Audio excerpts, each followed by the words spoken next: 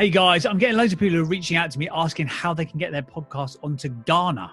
And I'm going to show you, if you're using Libsyn, this is exactly how you do it. First and foremost, by the way, why is Gaana a big deal? Well, Gaana is kind of like the Apple podcast for India. It's absolutely huge. I was doing a little bit of digging around earlier. I think they get something like 3.5 billion monthly streams across the platform. So it's one of those, if you're in the Western world, I'd never heard of Gaana before. It just popped up as an option on Libsyn.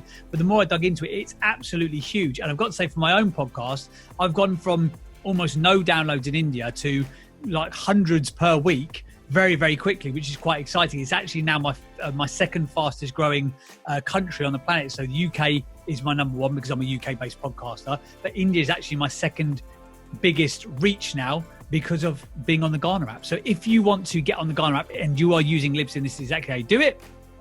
Let me share my screen with you guys. So this is my Libsyn account. So if you go into the destinations tab, click add new. That worked, that'd be great. Scroll down, third one down, Gaana, click the add button and literally just go through country of origin. So I'm in the United Kingdom.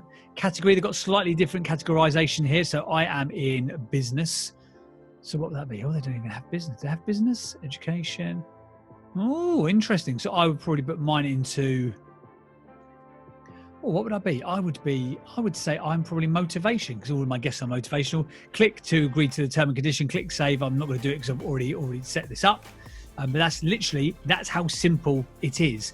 By the way, if you're using something like a Libsyn, this is what I'd suggest that you do. And by the way, you don't have to use Libsyn. You've got Podbean, Buzzsprout, Acast, Anchor. There's lots of different options out there, but I've used Libsyn for the last 3 or 4 years.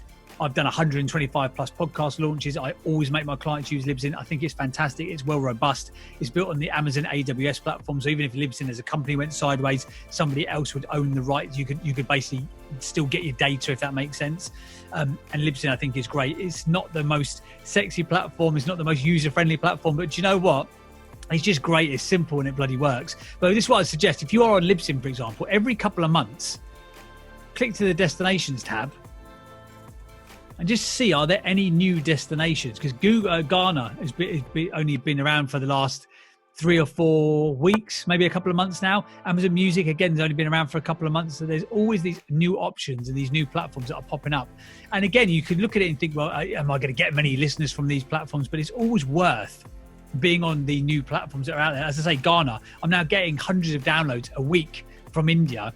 And I would never have expected that. I've had actually quite a significant jump in my overall statistics, and I reckon that quite a big chunk of that is coming from India and from the Gaana app. So as I say, go through these every couple of months. Just make sure, is your podcast on all of them? Are you on Spotify? Did you click the term and condition to agree to syndicate the content to Spotify?